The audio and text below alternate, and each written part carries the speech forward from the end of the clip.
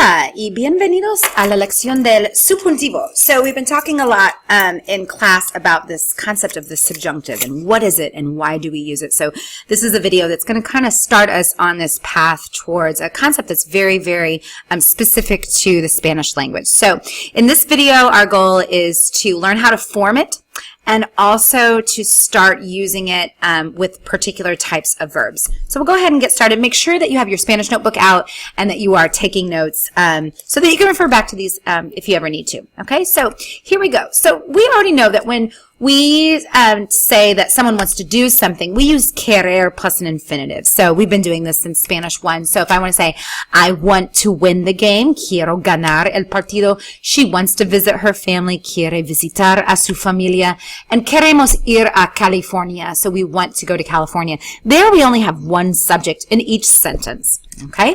So what happens though when we want that someone else does something? So far in Spanish, we've only been able to talk about, one subject with two verbs. What happens now when I have two subjects with two particular types of verbs? And so whenever we have that, we're actually going to have to start using what's called the present subjunctive, okay? And it's a concept that we do have it in English, but it's just not as widely used, and it's really not even studied anymore, so we'll be talking about that a little bit more later, but it's a huge concept in Spanish. We can't ignore the use of the subjunctive in Spanish. So really going to spend some time in Spanish 3 class going over this particular concept and really internalizing it. So here we go. When do we use the subject or the subjunctive? So we need two things. First of all, we're going to use this particular type of verb. I call them weirdo verbs because the acronym of the type of verbs that we're going to use spell out weirdo. And then we also need two different subjects. So we need those two things. We need a weirdo verb and we need two different subjects. So we'll be talking in a second about what a weirdo verb is. Let's take a look at some example sentences here. So we've got 3 sentences. We have querer, pedir, and recomendar. All 3 of those are weirdo verbs, okay? All of them express some sort of wish or a recommendation, which is the W and the R of weirdo, okay? So I'm getting a little bit ahead of myself. So here we have the sentence, yo quiero que ustedes estudien español. So my 2 subjects, I have yo quiero and ustedes estudien. And you can see there that I'm using that subjunctive with the opposite vowel, okay? So my father asked that I talk to him. So my father is the first subject. He asks or requests that I talk to him. So 2 different subjects with pedir is going to equal hable, that opposite vowel. And then I recommend, there's the yo, even though it's not sitting there, we can see that it's the yo form. I recommend that you listen to the teacher. So I recommend that you do something. So as you can see there, I have basically 2 clauses. I have a main clause, that's the I want, my father asks, or I recommend. And then we have a subordinate clause, okay, that you study Spanish, that I talk to him, and that you listen to the teacher. So when we do that, we have to use the subjunctive, okay? So first of all, let's start talking about this acronym for weirdo. And I'm going to give this to you in baby steps. So I'm not going to give you all the verbs that we'll be using to trigger or require the use of the subjunctive. So the W represents wishing or will. Okay, will as in like influence. Okay, sometimes we can be a little bossy. When we get into bossy verbs, we're going to be using the subjunctive. E stands for emotion verbs. I is impersonal expressions. R are requests or recommendations. D stands for doubt, denial. I would also add disbelief in there. And then O is a Spanish word, ojalá, meaning God willing. Okay? So if you just want to write those those categories down for each letter, that would be great. And know that just for this particular video, we're only going to be focusing on the wishes and wills. I also call them the wishes and the wants and the wills. And then also the R, which are requests and recommendations. So we're going to kind of like take this in baby steps, and we're just going to be using those 2 types of verbs, okay? So you definitely want to write down these verbs because they require the subjunctive as long as we have 2 different subjects, okay? So the next slide is going to show us some verbs that fall under wish, will, want, okay? So here's some verbs that we have that are all about wishes, wills, and wants. Notice that I put K after each of them just to remind you that we will be using K after them. These verbs are going to come first. So, querer, esperar, desear, preferir, dejar, exigir, permitir, prohibir, and hacer. Okay, most of those we've had in the past. To let, dejar may be new. To allow and to forbid might be new. And notice how hacer. Hacer is to make in the sense of like, if we want to say, my mom makes me come home early. Okay, that's her putting her will of influence over you. Okay, that's what we mean by will. Okay, when someone's being bossy. So if I make you guys take notes, if I make you watch this video, if the principal makes this being on class on time, that's all that bossy behavior. Okay, that's what we mean by makes. So all of these verbs fall under the W category, and they all will require the use of the subjunctive as long as you have a different subject following them. Okay. The next section that we have, or the next type that we have, are the R from weirdo, and that's requests and recommendations, okay? So here's our list. Again, I put K after all of them just to remind you that you will need K. This is going to be the first verb, then K, then followed up with the subjunctive. These will be in the normal present tense. So, necesitar, insistir en, it gets an en and a K after it. Recomendar, aconsejar, decir, pedir, sugerir, and rogar. So we've got a couple new verbs in there. We've got some verbs that are also stem changing. Okay, that's why I put those in the parentheses. So these are requests or recommendations, right? So if I suggest that you do something, whatever it is that I'm suggesting you do will fall into the subjunctive. If I beg you, right, that's really requesting in a really strong way, okay? If I insist, yeah, I'm recommending it, or requesting it, but it's a really strong, okay? So some of these are stronger than others. I can prefer you to do something, or I can also demand it. Notice decir here. This is only to tell. So like in the sense of like, let's go back to my mom. Like my mom tells me to make my bed every day, okay? When she's telling you something, she's not just passing along information like she's being bossy. Bossy behavior is always going to trigger the subjunctive, okay? So there's an example of some weirdo verbs that you want to be on the lookout for because they're going to trigger the subjunctive. Sometimes I call them trigger verbs, okay? So now that we have a list of those that we can start using, let's focus on how do we form this subjunctive? We played around with it a little bit in class, but let's really recap those steps. So there are 3 steps to forming a verb in the subjunctive. So if I want to say, I want that you do something, okay, the stuff that's after the K is going to be in the subjunctive. So step 1, if you might remember, is go to the yo of the present tense. Step 2 is to chop off the O. And step 3 is to add what we call that opposite ending or that opposite vowel. So AR verbs, those are now going to have E's. ER verbs and IR verbs are now going to also have A's. Okay, so that's what we mean by opposite.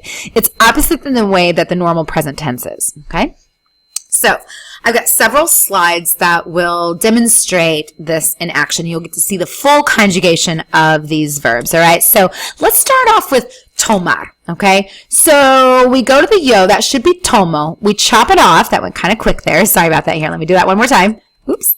So there it is, tomo, chop off the O. We get tom, and then we add our opposite vowel. Know that it's tome, tomes, tome, tomemos, tomeis, and tomen. Everything stems from tom. We have an E where we would normally have an A, and that's really it. We're just flipping that vowel.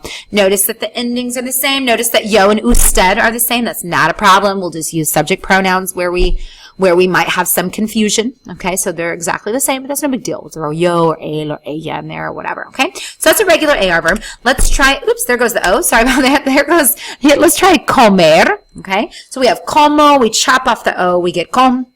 We now add our opposite vowel, and we get coma, comas, coma, comamos, comais, and coman. And let me guess, there goes the O. I think I need to remember to tap that twice. Let's see if I can get it right on vivir. So I got vivo, chop off the O. There we go. Get vive. We have viva, opposite vowel. Notice how the 2 form has an S, and we have mos, and all those normal endings. Everything stems from vive. So that's what it looks like for a full conjugation.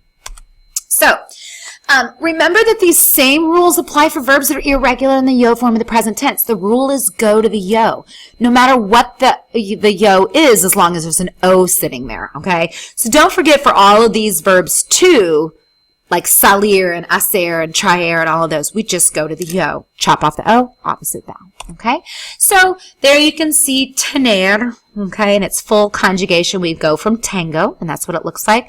I'm going to go quickly. You can always just pause the video and write this down as you see fit. There's conocer. Everything is working from conozco. Chop off the o, add your opposite vowel. Notice how it goes all the way through the entire conjugation like that. There's traer, the yo form was traigo, so I chop off the o and add my opposite vowels, okay, which is an a because it's an ER verb. So now let's go through some practice. So I think there are 10 here. Yeah. So pause the video, write down the infinitive and the subject, and then what you have in the subjunctive. Okay. So just put these with there. Go to the yo, chop off the o, and opposite vowel. Go ahead and pause the video. Okay, so hopefully you've had a chance to practice on your own. Really take the time to do so. So now let's check our answers. So we have hablar. I went to hablo, chop off the o, opposite vowel makes it ella hable. Beber, bebo, tú bebas. Vivir, I work from vivo, ellos vivan. Salir, I'm working from salgo, vosotros salgáis. Poner, nosotros, I'm working from pongo. So chop off the o, pongamos. Obedecer, I'm working from obedezco. Hopefully you remember there's a ZCO ending here, and that would be yo obedezca. Mantener, just want to remind you with a compound verb, this works just like tener, okay? So this would be mantenga. Oír, ellos, the yo form of oír is oigo. So to get to the subjunctive, you're going to end up with oigan.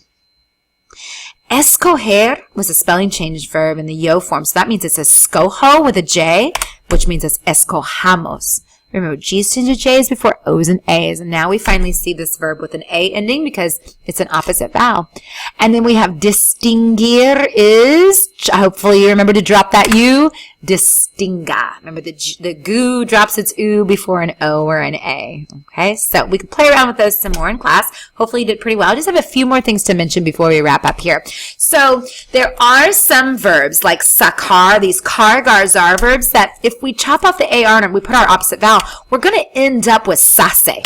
Okay, so remember that C's change to QUs and then go forward with the conjugation. Okay, stays the QU because you have the E. Same thing with llegar. You don't want to end up with yehe, right? We don't want that. So what do we have to do? We have to change that G to a GU to make it yege. Then we also have zar verbs, okay? You might remember that Z's changed to C's before E's, so you're actually going to end up with goce, goces, goce, etc. So just like the preterite, those cargar zar verbs are problematic. You just don't have any accent marks because there aren't any in the subjunctive unless it's vosotros, okay? One last thing I want to mention here, and this is what we do when we go to the yo. And there is no O hanging out there, right? We talked about this in class, like, I have soy, doy, voy, estoy. Then you know that you have an irregular verb, and you have to memorize these, okay? So you really want to write these down because these are the ones where you're like, I went to yo, I have voy. It's irregular. It's actually vaya is the subjunctive. Ser, go to soy, problem, I have to memorize that it's sea, okay? Dar, I go to doy, I have to remember that it's day. Now, careful, you could still have an opposite vowel here if you want to remember it that way, but notice where there are accent marks in the yo and the usted, but there aren't any in the vosotros, all right? So, cuidado. Couple more that we have estar, we get to estoy, okay? So, note the accent marks there, okay? So, they are in everywhere but nosotros. Saber, we go to yo, we get se. All right, so that's a problem. There's no O. So we have to memorize that it is sepa. And then there is a verb haber. We don't use it a whole lot, except that we talk about existence. We use the word I. So when there's I, that becomes aya. And you really don't need to know any other conjugation other than there is or there are, which is aya in the subjunctive. Okay? So that kind of is really it for irregular verbs. We will be covering stem changing verbs. okay, in a separate lesson, because they act normal for the most part. There's just a few things that we need to know about them. So I didn't want to include that in this video because I'm about out of time now. So hopefully you took very good notes. We'll be playing around with the subjunctive, its uses and its forms in class. So for now, don't forget to do the Google form, all right? If you have any questions, make sure you ask me in that Google form too, all right? And I'll address them in class, all right? Gracias. Adios.